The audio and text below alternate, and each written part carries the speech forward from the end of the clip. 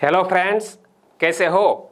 जी के 2020 YouTube channel में आप सभी दोस्तों का हार्दिक स्वागत है। आज के इस वीडियो में मैं आपको प्रीवियस एग्जामिनेशन में भारत के भूगोल से संबंधित जो भी महत्वपूर्ण क्वेश्चन पूछे गए हैं उनके बारे में बात करने वाला हूँ। और यह प्रीवियस एग्जामिनेशन में पूछे गए क्वेश्चन से जुड़े इंपॉर्टेंट फैक्ट भी मैं आपको बताऊंगा। तो यह वीडियो में आप लास्ट तक बने रहिए। लास्ट में कमेंट सेक्शन में जरूर बताना कि यह वीडियो आपको कैसा लगा और यह वीडियो किसके लिए हेल्पफुल है। तो जो स्टूडेंट्स कोई भी एग्जामिनेशन की प्रिपरेशन कर रहे हैं और उनके सिलेबस में यदि इंडियन ज्योग्राफी है तो हमारे इस वीडियो से निश्चित तौर ही मदद मिलेगी। तो वीडियो में लास्ट तक बने रहिए। ओके, चलिए बिना वक्त गवाए स्टार्ट करें। तो आज का हमारा टॉपिक है most IMP question on Indian geography, यानी कि भारत के भूगोल से संबंधित अति महत्वपूर्ण क्वेश्चन की बात करने जा रहा हूं जो प्रीवियस एग्जामिनेशन में पूछे गए हैं और बार बार एग्जामिनेशन में यह क्वेश्चन रिपीट भी होते हैं। तो पेपर सेटर की निगाहें इन्हीं प्रश्नों पर क्यों टिकी रहती है वो तो मुझे मालूम नहीं, लेकिन मैं आपको एक अच्छा वीडियो प्रोवाइड करने जा रहा हूं। तो चलिए, पहला क्वेश्चन आता है आपकी स्क्रीन पर। दूध गंगा नदी स्थित है। तो दूध गंगा नदी भारत के किस केंद्र शासित प्रदेश या राज्य में स्थित है? दोस्तों, हमारे भारत देश में दो दूध गंगा नदी है। कितने? दो दूध गंगा नदी है। एक है केंद्र शासित प्रदेश जम्मू कश्मीर में और दूसरी है कर्नाटक और महाराष्ट्र में बहती है यह। और यह दूध गंगा नदी किसकी सहायक नदी है वो भी मैं आपको बताऊंगा, लेकिन इस क्वेश्चन का सही आंसर बन रहा था जम्मू कश्मीर में दूध गंगा नदी स्थित है। देखो, दूध गंगा नदी जम्मू कश्मीर में अवस्थित है। यह झेलम नदी की सहायक नदी है। याद रखना कि यह दूध गंगा नदी झेलम नदी की एक सहायक नदी है जो श्रीनगर के पास झेलम में मिलती है। इसका पानी बिल्कुल सफेद रंग का है, शायद इसीलिए इसका नाम दूध गंगा रखा गया है। क्या? झेलम नदी की एक सहायक नदी है दूध गंगा। और दूध गंगा नाम क्यों रखा गया है? क्योंकि इस नदी का पानी बिल्कुल सफेद रंग का है, शायद इसीलिए इसका नाम दूध गंगा रखा गया है। लेकिन दोस्तों, भारत देश में एक और भी दूध गंगा रिवर है। वो कहां पर है? देखो, दूध गंगा भारत के महाराष्ट्र और कर्नाटक राज्य में बहने वाली एक नदी है। इमेज में आप देख सकते हैं दोस्तों, इस पानी का रंग भी सफेद है, इसीलिए इस नदी का नाम भी है दूध गंगा। किस राज्य में बहती है? महाराष्ट्र और कर्नाटक राज्य में। और यह किसकी एक सहायक नदी है? यह कृष्णा नदी की एक उपनदी है, सहायक नदी है जो इसकी दाईं ओर से उसमें संगम करते हैं। तो आपने क्या याद रखा दूध गंगा रिवर के बारे में कि भारत में दो दूध गंगा रिवर, एक जम्मू कश्मीर में, दूसरी महाराष्ट्र और कर्नाटक में। जो जम्मू कश्मीर में दूध गंगा रिवर बहती है वो झेलम नदी की एक सहायक नदी है, लेकिन यह जो महाराष्ट्र और कर्नाटक राज्य में दूध गंगा रिवर बहती है वो कृष्णा नदी की एक उपनदी है, सहायक नदी है। Doubt clear? ओके, तो इसी तरह हर एक क्वेश्चन के बारे में मैं आपको बात करूंगा। वीडियो वाकई में अच्छा लगता है तो प्लीज लाइक करें और अभी तक आपने हमारी जीके 2020 चैनल को सब्सक्राइब नहीं किया है तो सब्सक्राइब कर लीजिए, क्योंकि आने वाले हर एक वीडियो की अपडेट आपको मिलती रहे। आगे बात करते हैं अगले क्वेश्चन की। नहरों में से किसे दामोदर नदी से निकाला गया है? दोस्तों, दामोदर नदी में से कौन सी एक नहर को निकाला गया है? दामोदर नदी में से कौन सी एक नहर को निकाला गया है? नहर का नाम है एडेन नहर। और दोस्तों, उत्तर प्रदेश की पब्लिक सर्विस कमीशन की प्रीलिम एग्जामिनेशन में यह क्वेश्चन पूछा गया था। एडन नहर को दामोदर नदी से निकाला गया है। एडन नहर 1938 में दामोदर नदी से निकाली गई थी। नहर की लंबाई लगभग 54 किलोमीटर लंबी है। इमेज में आप देख सकते हैं एडन नहर दामोदर नदी में से निकाली गई एक नहर जिसकी लंबाई है 54 किलोमीटर। दामोदर नदी पश्चिम बंगाल और झारखंड में बहती है। तो यह भी क्वेश्चन बन सकता है कि दामोदर नदी किन राज्यों से होकर बहती है? तो पश्चिम बंगाल और झारखंड से। और यह झारखंड के छोटा नागपुर क्षेत्र से निकलती है और समुद्र में गिरने से पहले हुगली नदी में मिल जाती है। मतलब हुगली नदी की एक सहायक नदी भी है दामोदर नदी। इसकी कुल लंबाई 37 मील यानी कि तकरीबन 592 किलोमीटर है। यह नदी 2500 वर्ग मील के क्षेत्र में बहती है। दोस्तों यहां कुछ गलत हो सकता है, लेकिन याद रखना कि यह दामोदर नदी की कुल लंबाई कितनी है, 592 किलोमीटर, और यह नदी 2500 वर्ग मील के क्षेत्र में बहती है।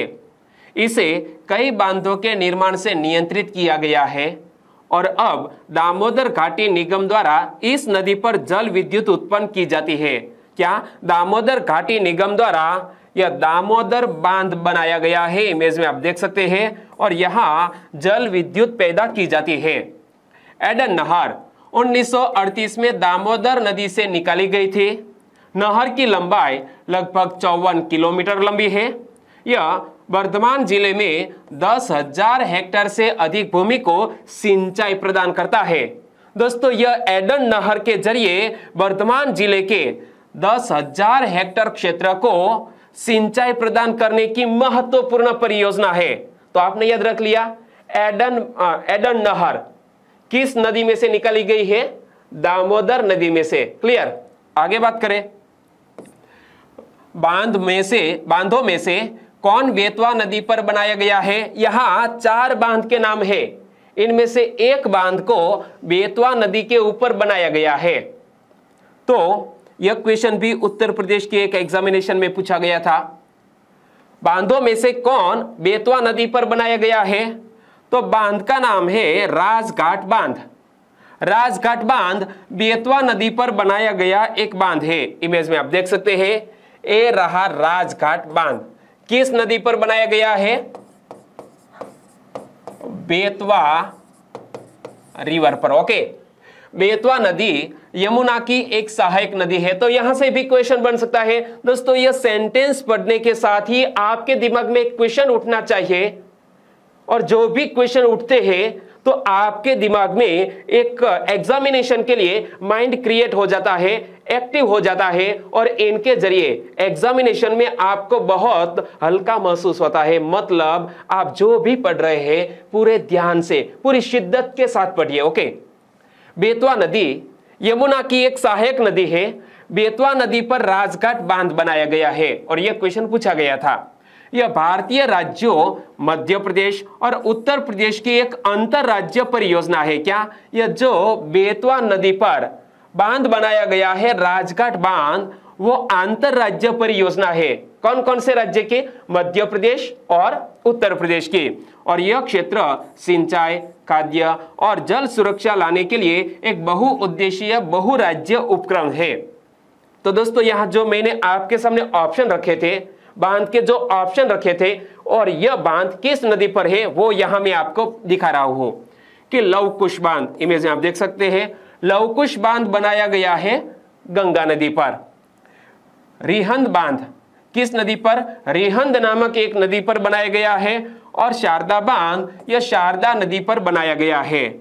तो दोस्तों नदी के नाम से ही बांध का नाम है, लेकिन याद रखना लवकुश बांध बनाया गया है गंगा नदी पर। अगला क्वेश्चन, किसको रहस्यमयी झील कहा जाता है। रहस्यमयी झील किसको कहा जाता है, यह भी क्वेश्चन पूछा गया था। रहस्यमयी झील कहा जाता है रूपकुंड झील को। सही आंसर है ऑप्शन डी।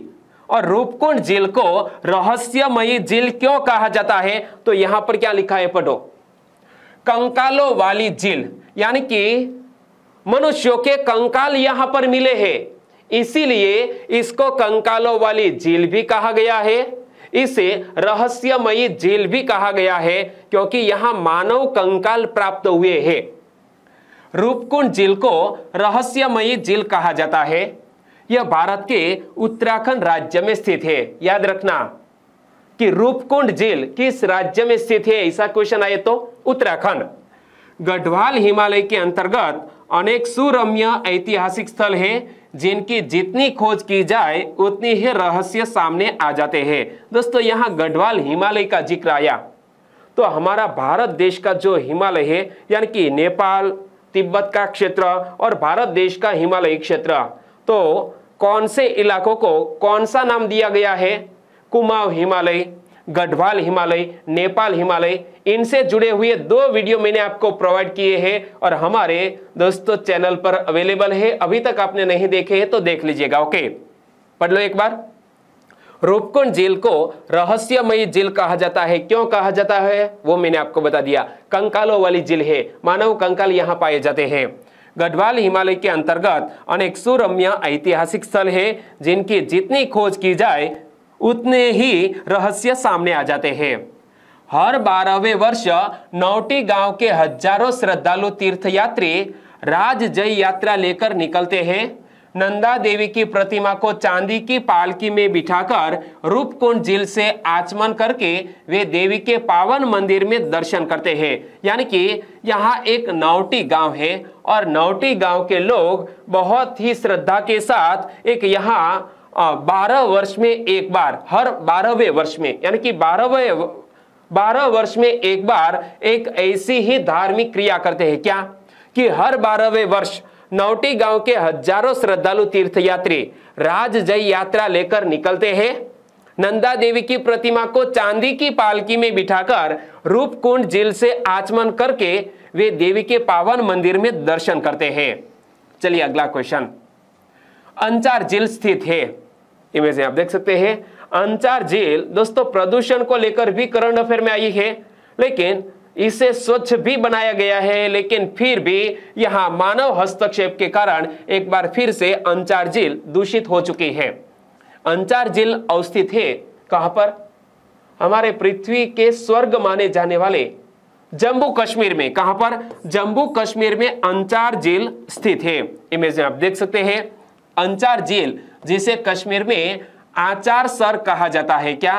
अंचार झील को कश्मीर में आंचार सर कहा जाता है और भारत के जम्मू कश्मीर राज्य के श्रीनगर जिले में स्थित एक झील है। इमेज में आप देख सकते हैं यह गांदरबल के समीप है और एक नाले द्वारा डल झील से जुड़ी है।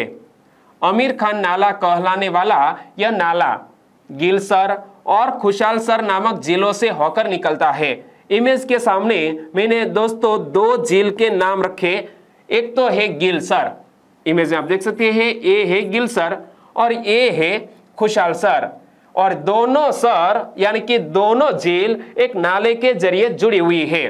देखो यह गांदरबल के समीप है और एक नाले द्वारा डल झील से जुड़ी है। आमिर खान नाला कहलाने वाला यह नाला गिलसर और खुशालसर नामक झीलों से होकर निकलता है। वर्तमान समय में अंचार झील बुरी तरह से दुर्दशा का शिकार है। अवैध निर्माण, अतिक्रमण और आसपास के क्षेत्र में भयंकर प्रदूषण फैलाया जा रहा है, जिससे अंचार झील का अस्तित्व खत्म होने की कगार पर आ गया है। दोस्तों अंचार झील का अस्तित्व खत्म होने की कगार पर क्यों आ गया है? 3 रीजन है। एक तो अवैध निर्माण, दूसरा है अतिक्रमण और तीसरा है आसपास के क्षेत्र में भयंकर प्रदूषण।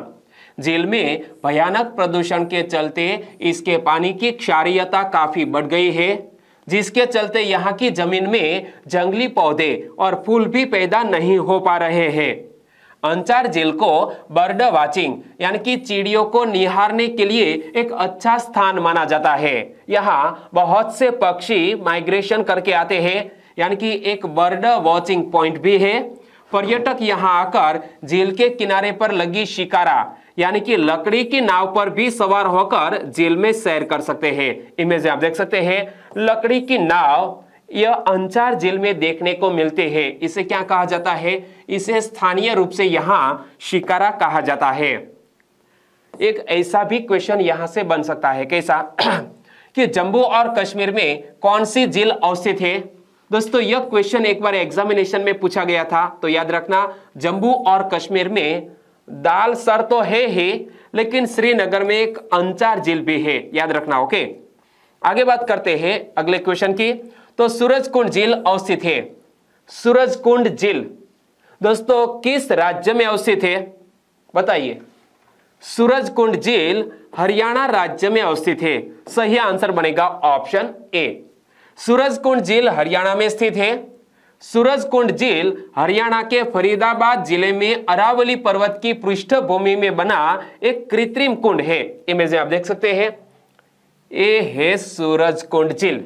ओके, और यह प्राकृतिक रूप से नहीं लेकिन मानव द्वारा बनाया गया एक झील है, कृत्रिम कुंड है। इमेज में आप देख सकते हैं, चारों तरफ यहां कुछ बांधकाम भी किया गया है। तो सूरजकुंड झील हरियाणा में स्थित है। सूरजकुंड झील हरियाणा के फरीदाबाद जिले में अरावली पर्वत की पृष्ठभूमि में बना एक कृत्रिम कुंड है। इतिहास के अनुसार पानी को जमा करने के लिए तोमर राजाओं द्वारा झील का निर्माण किया गया था। किस वंश के राजाओं द्वारा? तोमर राजाओं द्वारा इस झील का निर्माण किया गया था। सुंदर झील को उगते सूर्य के रूप में बनाया गया है, इसीलिए इसे सूरज कुंड कहा जाता है। इमेज आप देख सकते हैं, उगते सूर्य की तरह इस झील को बनाया गया है, इसीलिए नाम रखा गया है सूरज कुंड झील। अगला क्वेश्चन, किन नदी डेल्टाओं पर मैंग्रोव वन पाए जाते हैं?